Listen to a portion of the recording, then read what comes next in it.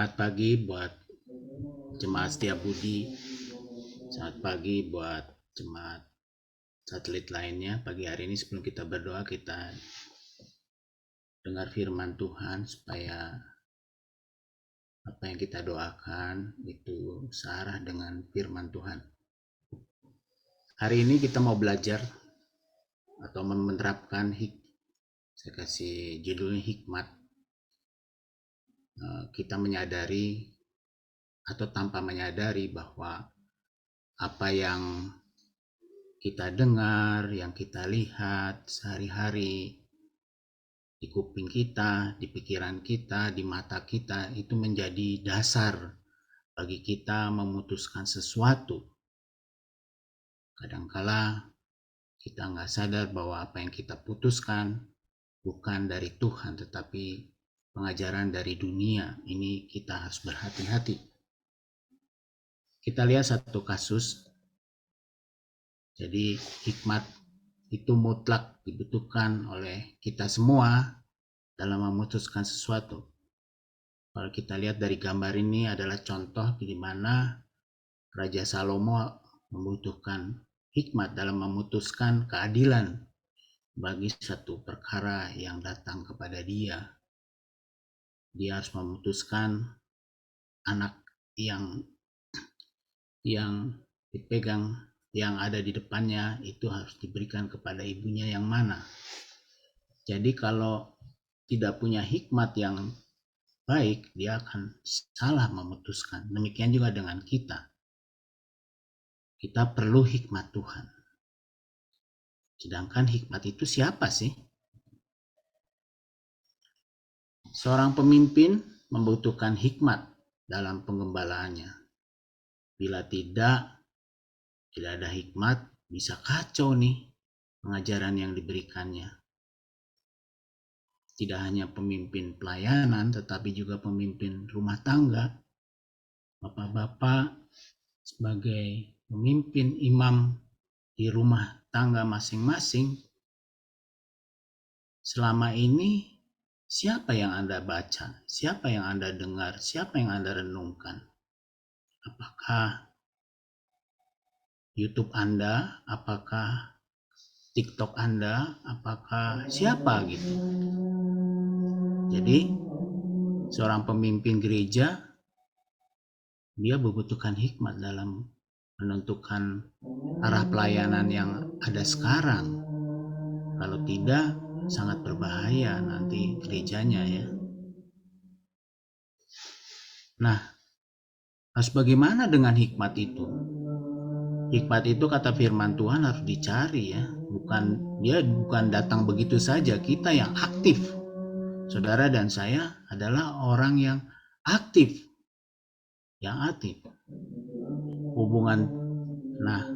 Hubungan saudara dan dengan Tuhan itu sangat menentukan sekali kalau hikmatnya yang ilahi, hikmatnya yang benar gitu. Sekarang kita boleh bertanya kepada diri kita masing-masing. Kalau tadi pertanyaan pertama di awal khotbah bahwa banyaknya media massa atau media-media sosial yang mempengaruhi pikiran kita, maka ya hikmat dunia lah yang akan kita pakai. Tetapi kalau persekutuan kita dengan Tuhan, perenungan kita dengan Tuhan, membaca firman Tuhan bukan karena asal-asalan, karena dipantau oleh pendetanya atau pemimpinnya, bahkan pemimpinnya ada yang tidak baca Alkitab sendiri. Bagaimana nih? Nah, ajarannya hari ini adalah hubungan dengan Tuhan kita harus baik. Firman Tuhannya berkata gini, saudaraku. Tetapi apabila di antara kamu ada yang kekurangan hikmat, hendaklah ia memintanya kepada Allah. Jadi Allah adalah sumber daripada hikmat. Firman Tuhan katakan lagi, yang memberikan kepada semua orang yang murah hati dan dengan tidak membangkit-bangkit.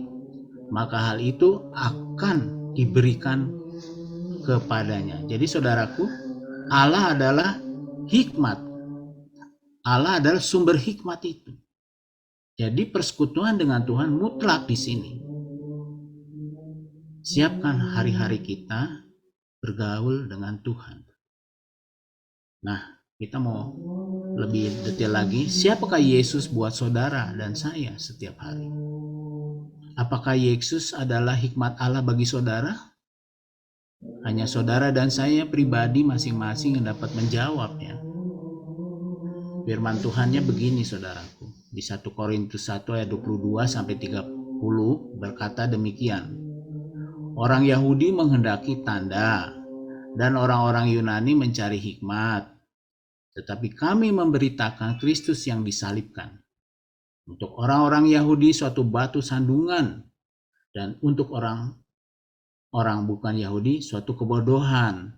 Tetapi untuk mereka yang dipanggil, baik orang Yahudi maupun orang bukan Yahudi, Kristus adalah kekuatan Allah dan hikmat Allah.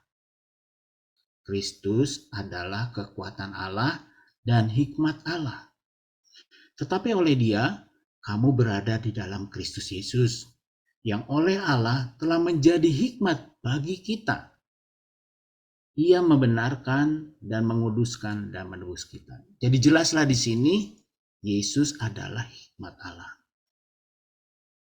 Kalau saudara sudah tahu bahwa Yesus adalah hikmat Allah, bagaimana hubungan saudara dan saya?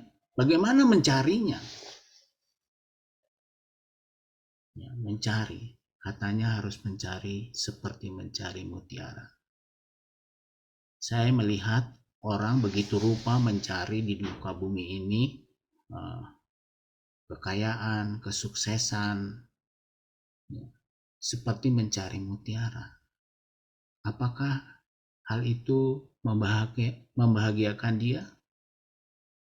Nah, bagaimana kita mencari Allah? Mencari hikmat Allah itu.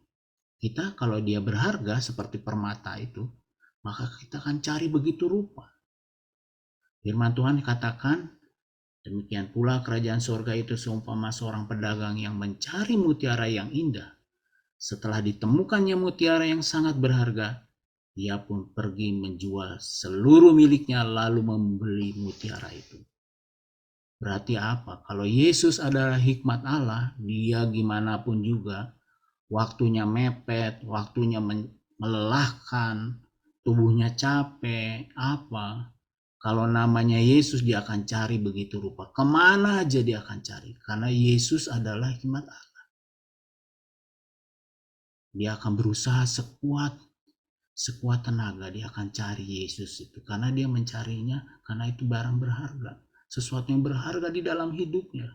Kita butuh Yesus, hikmatnya Allah, untuk memutuskan perkara-perkara di dalam hidup kita. Yang susah ataupun yang mudah. Hari-hari ini Tuhan katakan jahat. Dunia sedang menawarkan jalan-jalan keluar di dalam hidup ini. Kalau nggak pernah bersekutu dengan Tuhan, tidak mencari Yesus seperti mencari mutiara, kita akan mendapatkan sesuatu yang menyelamatkan itu. Jadi saudaraku, mari pagi hari ini di dalam doa kita karena bersekutu dengan Tuhan, kita buat satu komitmen, saya akan merenungkan firman Tuhan siang dan malam. Saya akan mencari Yesus seperti mencari mutiara. Yesuslah segala-galanya. Apapun halangan, saya akan bersama Roh Kudus terus mencari Yesus yang katanya adalah hikmat Allah. Mari kita berdoa.